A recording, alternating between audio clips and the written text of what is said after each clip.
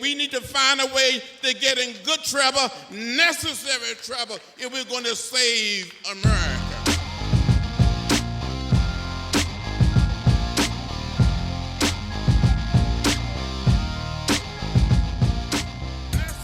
This is Paige. Welcome to the Necessary Trouble Show. Here's your host, my dad, Russell Fugett.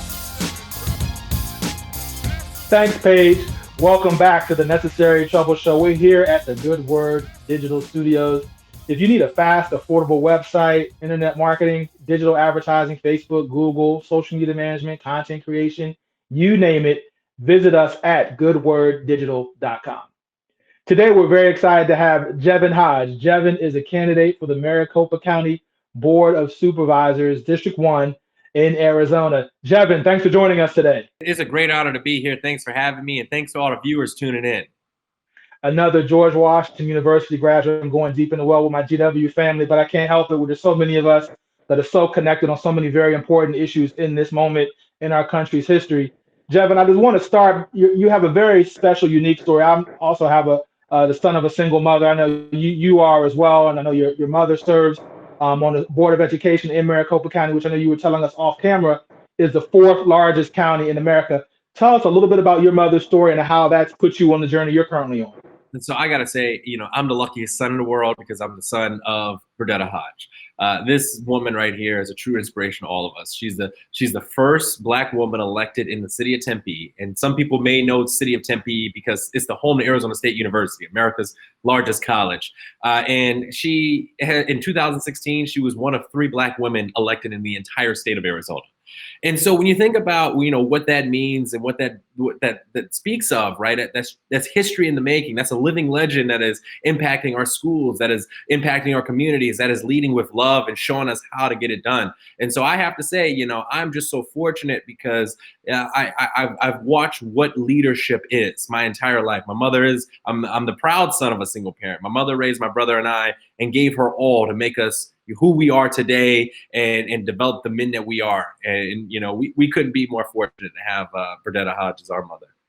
I know that's right. Definitely got to big up our Black women, our Black mothers in this space, and have been such a powerful force in mobilizing in this season. Of course, now we have Kamala Harris on the ballot at the top of the ticket, but there's so many other wonderful women of all colors running up and down the ballot. It's just such an exciting season to be in. Jevin, tell us a little bit about Maricopa County, and tell us a little bit about your campaign and how you're energizing your generation and others to get engaged in local politics and understanding how that impacts us, particularly during this season of COVID-19. Of course. And I'm gonna give you some real examples. So Maricopa County, as we noted just a little bit ago, is the 4th largest county in the United States of America. In addition to that, it's Arizona's largest county and 60% of Arizona's population. So 4.5 million people in Maricopa County, 7.2 million people in the state of Arizona.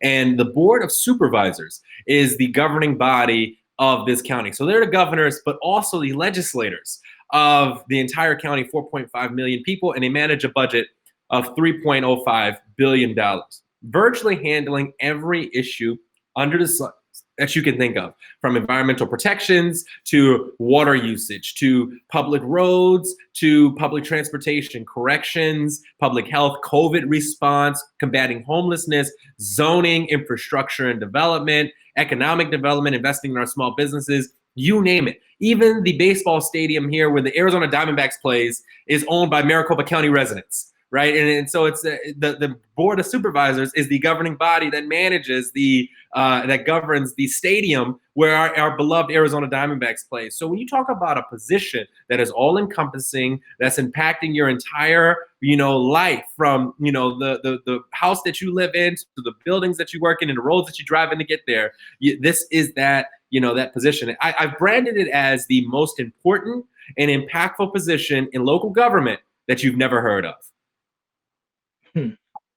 Well, it sounds like there's so much going on there in Maricopa County. Of course, Arizona's gotten a lot of attention for a number of reasons at the top of the ticket. What can we expect to see in election night? What is your sense of what's going on the ground there when it comes to the presidential race? And so I'm going to combine the tail end of your last question, right? You asked, what are we doing to mobilize and get, young people, and people inspired about this? And the election is exactly that. right? When you have leaders, and not just the president, but leaders of all walks and all positions that are not regarding everyday life, basic humanity, people are inspired to see change. People are also inspired to see action, right? And people are dog tired of losing their friends and family, right? From the national perspective, there are 220,000 families that are going to bed tonight that may have had someone at the dinner table this January.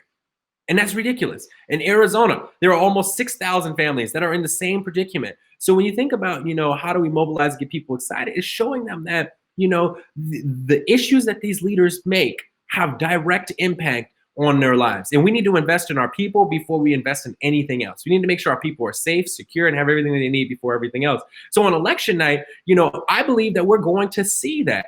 Right, we're going to see the response to that. And this is not a Democrat or Republican thing. This is a right versus wrong thing. There have been wrong actions that have been taken, right, regardless of your political views, that have negatively impacted our entire community, our entire constituency, and every resident of this entire country, let alone Maricopa County and the great state of Arizona. And so the folks, the voters are going to speak. They're going to speak very loudly, and we're going to see that. I personally believe, for the first time since 1996, we're going to elect a Democrat for president out of the great state of Arizona. And I'm going to tell you why. My district alone is going to be the sole decider of if we make that possible. There's no pathway to winning Arizona without winning Maricopa County, and there is zero pathway to winning Maricopa County without winning my district, a traditionally conservative district that we are going to swing. And if you look at data, and I'm not going to get too wonky into this, but if you look at data over the last 30 years, any statewide Democrat that has won the great state of Arizona, from Janet Napolitano to Kirsten Sinema in this last election, to Bill Clinton in 96, they had to win the 7 cities that are in my district, the 920,000 residents that are in my district. And that's what we're here to do. We're going to deliver, and we're not just going to deliver to change our community or change the county or change the state. We're going to deliver because the fate of the Supreme Court is on the line, the fate of the United States Senate, the fate of the United States House of Representatives, and the fate of the White House and the future of this country is on the line. So we're going to see, I believe that Arizona, we're going to elect Mark Kelly as our next United States Senator. And because it's a special election, this is the John McCain seat that we all remember, because there was an appointment, and now this is the special election. When Mark Kelly, astronaut Kelly, wins his election on November 3rd, he can be sworn in that night.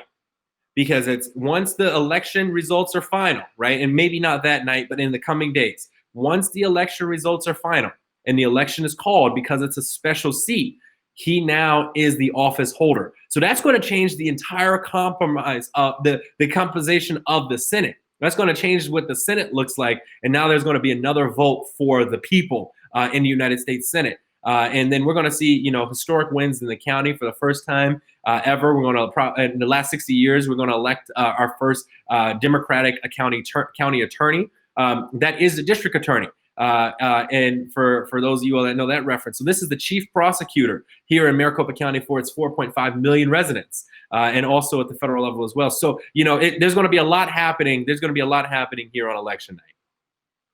That's very exciting, and it's interesting you point that out about the Senate race, because we have a very similar situation in Georgia with Reverend Ralph Warnock, although it looks like he's heading to a runoff election, so to speak, but also very similarly filling out an existing seat, an existing term that could shift the composition of the Senate before we get to Inauguration Day. So what I've really begun to think about is, everybody's been talking about the election, and we're days away now, and kind of in that horse racing. What happens after the election? How do we keep your generation of millennials and the Gen Z coming up behind them? How do we keep this level of engagement going forward to really hold our leaders accountable and to engage with our government? Of course, everybody focuses on the federal level, but even at the local level, which I know you're so expert at doing. And I spent a lot of time thinking about this. And I think that the in my opinion, the number one thing that's going to serve as that collective tissue that's going to unite. I have a multi-generational, approach with uniting and keeping folks inspired and motivated, is offering the opportunity for leadership. When people have a voice in the process, they're going to be more inclined to participate. They're going to be more inclined and inspired to invite others to participate. So if we have a changing in the guards and we have a change in leadership, we need to identify opportunities for these voters, right, that have participated and exercised their civic duty to continue to participate. You know, there's boards and commissions and advisory councils that we can invite them to apply for. We need to be identifying opportunities and avenues to capacitate talent for the next generation of leadership. I will be the first African American period, first Black person period elected in Maricopa County. I will be the first millennial elected in Maricopa County in countywide leadership. Wow. I will be the first. I promise you, I will not be the last or the only. Because I'm going to do everything in my ability to capacitate someone else to take my job, right? We need to make sure that we have a transferring in the guards. We need to make sure that we're not intellectually hoarding and we're not holding on to, you know, this little bit of power that we have in this moment of time. Because when we all eat, right? You know, when we do better, we do better. And so that's the mindset that we need to have. We need to make sure that we're providing the leadership development opportunities and the civic engagement opportunities, and then the opportunities for folks to grow and learn and build and be better and impact their communities. Like I said, whether it's an advisory county or council or a commission or a leadership development program, or, you know, or helping our generation to identify those nonprofits that are doing just good work where those leadership abilities can be developed, right? Because what's going to happen, this is the first time, this election is the first time we've had 5 generations participate. And that may not happen again, right? We have the great generation, we have the boomer generation, we have the Xers, the millennials, and the Gen Zers. That may not ever happen again when we have 5 different generations. This is a unique opportunity to have that intellectual transfer, that knowledge transfer, right? For us to, you know, every generation to learn from the generation previous, but mentorship goes both ways. You know, it's a great opportunity for everybody to have that learning space. And so for me, the number one thing that I'm going to be focusing on after the election is identifying those opportunities for people to stay involved, for people to grow their leadership ability, and for people to continue to participate in their democracy and continue to have their voices heard. One thing you said that certainly resonates with me is I love to hear more we, us, and ours as opposed to I, me, and mine. And I feel like sometimes we hear too much I, me, and mine in our political discourse. And I think if we can get to more we, us, and ours, we're going to do much better. And as someone who's the oldest millennial possible, the youngest Gen Xer possible, depending on which book or the definition you read, I'm very excited to see a young millennial like yourself and Gen Zers coming up, because I know you guys, millennials in particular, as such a large cohort, are really going to define the future for my children and for this country. And so, Jevin, I'm just so excited and grateful that you spent the time off your campaign today to join us. Tell us real quick a little bit how people can find you online and support your campaign these final days. The quick and easiest way is go to my website, JevinHodge.com. That's JevinHodge.com. From there, you can find my social. Find me on Twitter at Jevin4AZ, that's FORAZ, or on Instagram at Jevin Hodge. Same for Facebook. So I'm the type of person, I respond, I interact. You DM me, I'm gonna message you back. Right? It doesn't just go into the abyss. So if you want to have a good conversation, continue the discourse, send me a line, follow me online, and continue to get involved. And I'm always accepting donations. We are doing everything that we possibly can to engage election day voters and do everything that we possibly can to protect and preserve everything that we hold sacred, and that's our democracy right now. And so if you feel inspired by this conversation, drop a few coins from your piggy bank, and I would greatly appreciate it. Well, I know I'm inspired. I know our audience will be. Go to JevinHodge.com and find out more about this young man, the future of Arizona, and one of the future leaders of this country. Jevin, thanks for being a part of this show, Necessary Trouble, today. I'm grateful to be here. Thank you so much. Visit necessarytroubleshow.com to support the show and to learn more. Subscribe to our e-newsletter and podcast, and follow us on social media at Necessary Trouble Show. Good job, Daddy. This is Paige. Thanks for watching.